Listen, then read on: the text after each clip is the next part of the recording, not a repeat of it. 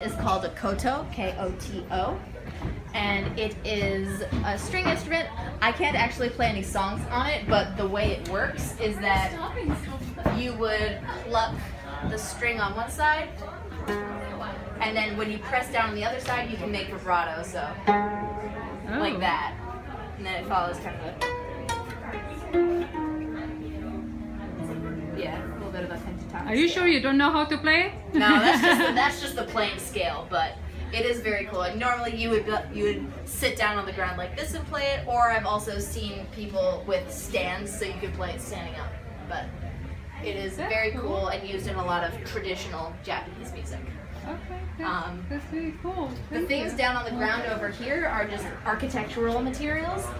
So this is a cross-section roof, so you can see how the roof is put together. The roof is a hinoki bark roof, so it is made of hundreds of individual layers of this hinoki bark.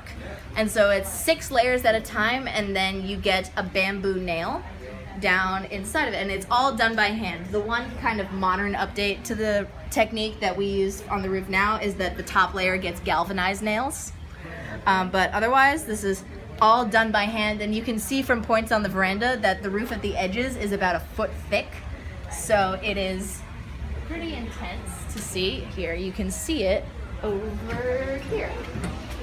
You can see just how thick all those layers go. Yeah. So that can get really insulated and nice. And this type of roof, it does need to be replaced every few decades or so. We kind of put that out by doing little updates on the roof. The last time we did a full replacement was in 1999, and that was about a $1.2 million job. And just last year, though, we got a restoration done on a part of the roof, and that in today money was $80,000 for just a little corner. So it is labor intensive, not just because the hinoki, we import all the hinoki and stuff, and that's expensive, but we also have to bring over the carpenters from Japan, because there's only about between 100 and 150 people who can work on the roof like this using the traditional methods and materials, and they're all in Japan, doing historic building restoration. So these houses are still there in Japan? Yes. Do they still build them? Not really, it's just kind of like restoring temple complexes and stuff. So history. It's historical now. Yeah. So just keep everything nice. And then the other architectural example thing is just this. And this is an example of the wood joinery that holds the house together. The house is not held together with structural nails because Looks like there wood. are earthquakes in Japan. Yep. And so if every time the earth shakes, your nail gets a little bit looser and a little bit looser and a little bit looser until your house will just collapse. But the joinery, it's made to be able to wiggle around and then settle right back in place. So the house has a flexible skeleton. So earthquake, it'll wiggle, wiggle, wiggle, wiggle, wiggle. Stuff might fall over and break, but the house itself should stay fine. And that's also why the house is on stilts, which you can see in some places that are attached to a foundation.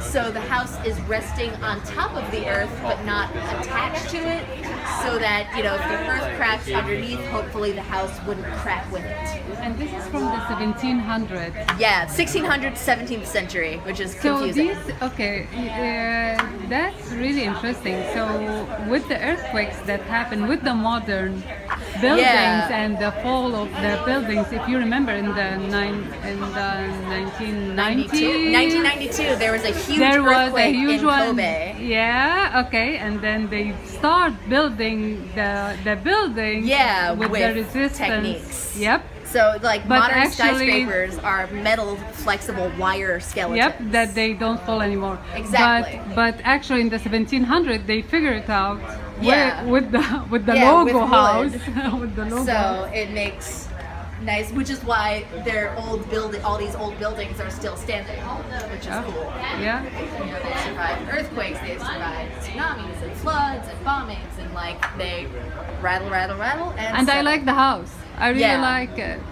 It is really beautiful, and I think part of the reason, why was a 17th century Japanese house put in the Museum of Modern Art, well, you can kind of see that this is really the origin of the modern architecture aesthetic, because what do you have? You have sliding doors, multifunctional spaces, minimalism, and that sort of thing. It's very minimum. Yeah, very, and that was very starting minimum to be and luxury. style. The same, yeah, exactly. So it's like minimum in the 50s, wow. and then later in the 60s, that was really coming into style in the West. And so showing that like, oh, this isn't new, like this was a thing, this was a Japanese aesthetic centuries ago, and it's kind of changing here now.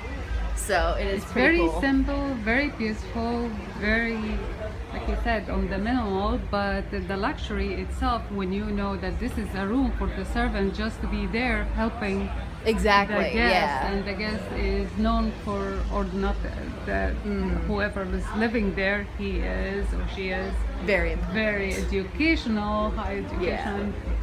And there's also the doors can also be completely removed. So if say they didn't bring any of their own staff with them, you could take the doors off in the middle and just have one large room. Oh, okay. Or like when we have public tea ceremonies that we'll host in the 15 mat room, so there's room for an audience, we will remove all of these doors and set up chairs on the veranda so you can see more. So the house can be fit to serve any purpose, which is nice. And in the winter, you can shut all the doors up to keep heat inside, and in the summer you could even take every door off if you wanted to and have an open air pavilion. Yep. So yeah. Just because it's wood, you know that it is going to be so warm, and the density of the oil itself inside the wood is going to keep it warm all the time. And you also had open space door. heaters in the 17th century that were wood boxes lined with metal, and you can have coals in there, maybe a little fire. And heating up rooms like this with a space heater works, because we've done, events at night in the room where it gets cold, and you can plug in a space heater, shut the room up, and it'll get comfortable. And then this beautiful garden here, this style of garden is called a hill and pond garden, and it's the kind of thing that would be in the backyard of a very wealthy person, because it's meant to be like a living painting that represents the world. So the hills are like the mountains, the pond is the oceans, and then the island and all the rocks. So the island, the rocks, nowadays would be the continents of the world, but back in the 17th century, it would be the islands of Japan, aka the part of the world that matters. So the very wealthy person can then look out onto their own backyard and say, I own the world, I'm awesome, look how rich I am. Wow. There's a lot of And it. what about the fish? So the koi fish, yes. So the koi fish are also in the pond. We have about 40 of them or so, and they swim around. And so they are also kind of like living streaks of color in the painting. And so they have... There's a lot of lore around the koi. One is that, koi fish themselves are pretty expensive to own. So, like, if you have a pond full of 40 koi fish, it's like, okay, you're wealthy. Oh, really? But Okay. then also, learning new stuff here. yes, and the koi also, they can symbolize, especially for Children's Day, health and longevity, because koi are very hardy, long-lived fish. Generally, they live about a human lifespan, between 50 and 100 years, but if they're very well taken care of, they can live much longer. Oh yeah, over 100 years. Okay. Yep.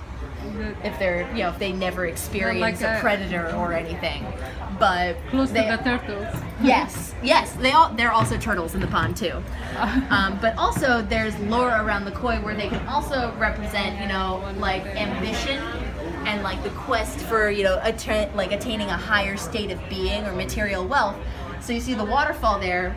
Koi generally sometimes like to, they'll be attracted to swim upstream for things. Usually they'll try to swim up the stream there. But the legend is that if the koi will try to climb the waterfalls.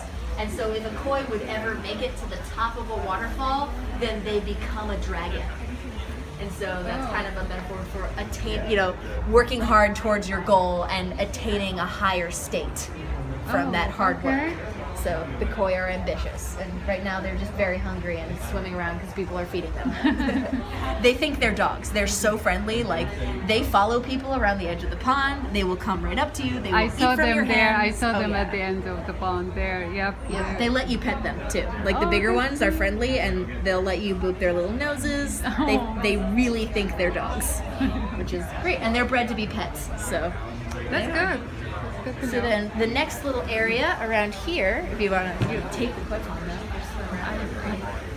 I did. No, can I follow you? I was like, Can I come with the tour? yeah. Oh, here, Leslie, you do have to stay out. Off. Yeah. Yeah. So good. I'll go all around the outside. We can go this way. Yeah.